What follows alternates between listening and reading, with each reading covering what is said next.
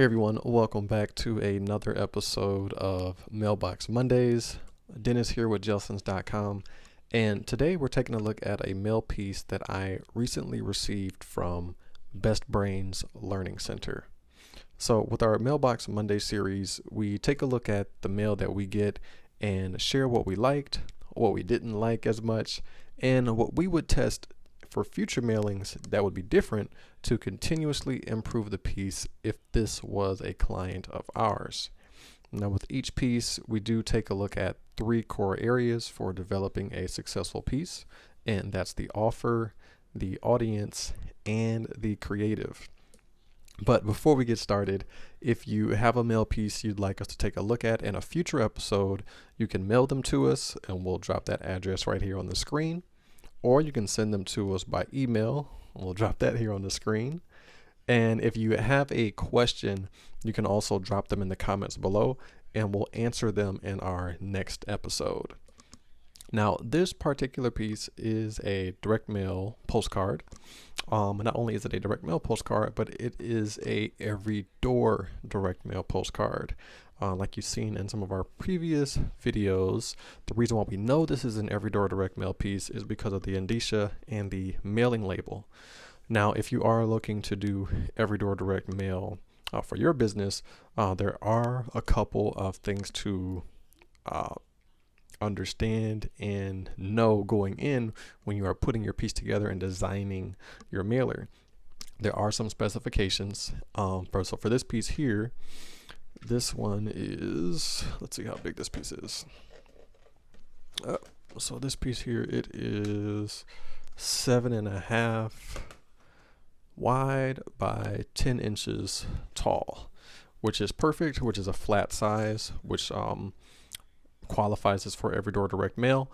And if you are looking to send out a every door direct mail piece, some of the qualifications for that is that the length of the piece, or the width of the piece has to exceed one of these dimensions. So it either has to be at least 10.5 inches or more long, or has longer than 10.5 inches, I'm sorry, or longer than 6.125 inches.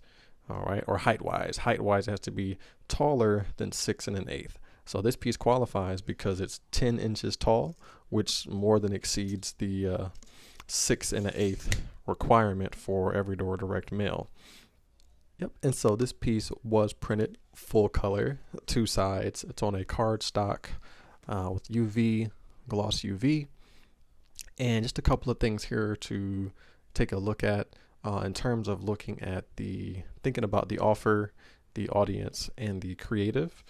We do see that they do have an offer here, free registration during the open house. And they also have another one down here for any two subjects for only $119 for the first month. So good job there on having an offer on the piece. I do like that. Number two, the audience. I'm not particularly this audience because I don't have any children. However, this could be something that I could refer to someone who does have children, which could, be a benefit to them if they live in the area, or, if this is just something that they're interested in and actually having their child go through one of these courses. And the last thing in terms of the creative, I really like the color on this piece. It really pops out, really stands out in the mail. When I grabbed this, I was like, it stood out. I wanted to read it when I first saw it just because of all the color, so that really grabbed my attention. So good job there. And just a few other things that I liked. I like the fact that they're actually using paid advertising to promote their business, to promote what they have to offer, what they're bringing to the marketplace, and how they're able to serve more people. And in this instance, being able to serve children ages 3 to 14 with these 4 different courses. The second thing that I like that I mentioned earlier was the color. The color pops out on this piece, as well as their free offer. Whenever you can have a free offer or be able to give something of value without looking for anything in return, that always helps for your piece to increase its redemption rate.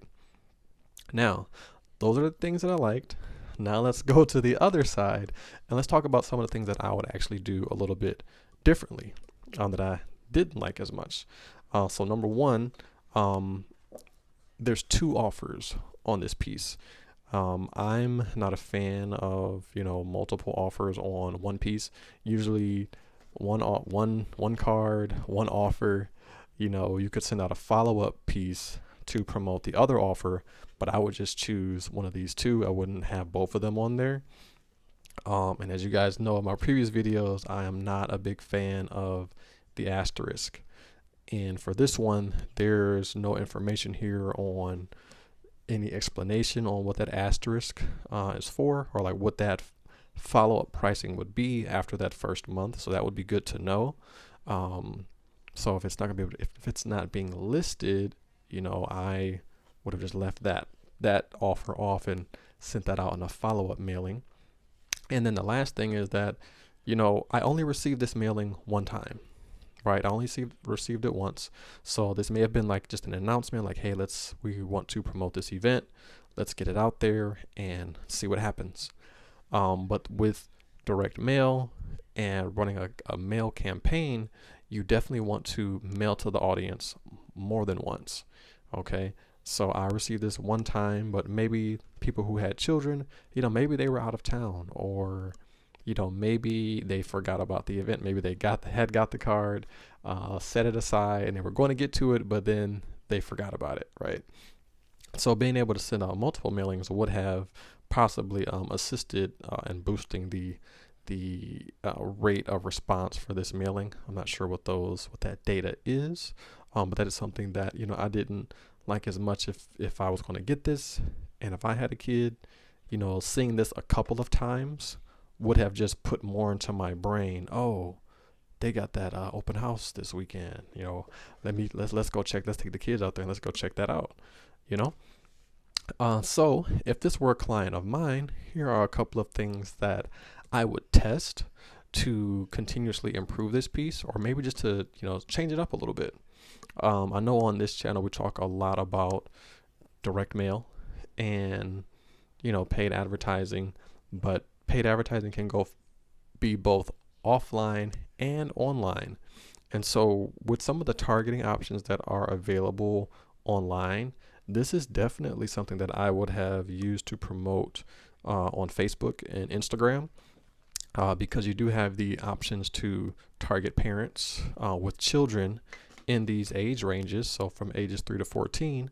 And instead of me receiving this advertisement, it would have went straight to someone who had a child between the ages of 3 and 14. So that would have helped make their budget work a little bit harder for them with that piece.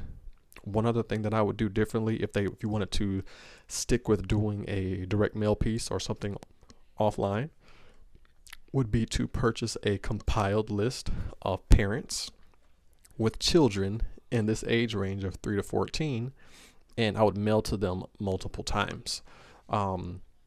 With the cost of the list and the postage, the quantity would probably be a lot less than probably what they sent out for this piece. With Everydoor Direct Mail the retail option, you can only send out 5,000 pieces at a time. So I don't know if they sent out 5,000 pieces, but the minimum you can send out for Everydoor Direct Mail retail is 200 pieces or a full route. And again, our route here is at least is close to 1,000 homes, 1,000 residents. So I'm going to say they sent out at least 1,000 of these. And so there may not be, of course, there's not 1,000 people in this area that are probably near this location with children, or there may be more depending on how far out their radius was. But you can buy a specific list, a compiled list that actually kind of meets those requirements of, hey, we want to find parents that have children between these ages, because that's the audience, right? So that's something that I would test differently with this piece. And because the quantity would be significantly probably lower than this Everydoor Direct Mail quantity, you can afford to mail to that list multiple times. So like I mentioned earlier, we'd be able to mail to them once. So okay, they're aware of the offer. And then the next time we mail to them, okay, we got it again, and maybe maybe you're highlighting a specific course that is been very, very successful with the students that you've had, and highlight that. And then maybe you send it to them a third time, and then you let them know, like, hey, any 2 subjects, only $119, and then you can kind of give them some more information on what that cost would be after that first month. And so those are some things that I would do differently to test this piece, to just continuously improve the mailing, because I'm pretty sure that this is an open house maybe that they do annually. This is the first time I've received a mailing like this from this organization. So maybe this is something that they've just done for the first time, and maybe they just wanted to try out every door direct mail to see if it would work. But yeah, those are my tips, my thoughts on this piece, and that's it for this week's episode. I really appreciate you taking the time to watch this video, and I hope you learned something from it. Also, if you check out our previous Mailbox Monday videos, you can click the link here on the screen or in the description below. And again, if you have any questions, feel free to drop them in the comments below, and we'll get them answered for you in our next episode. And finally, if you want to see more videos like this, be sure to subscribe and hit the notification bell so that you get updated every time a new video gets posted. If you did get value from this video, hit the like button, as it does help with the channel and getting this information out to more people who may be interested in seeing it. So thanks for watching, and we'll see you next time.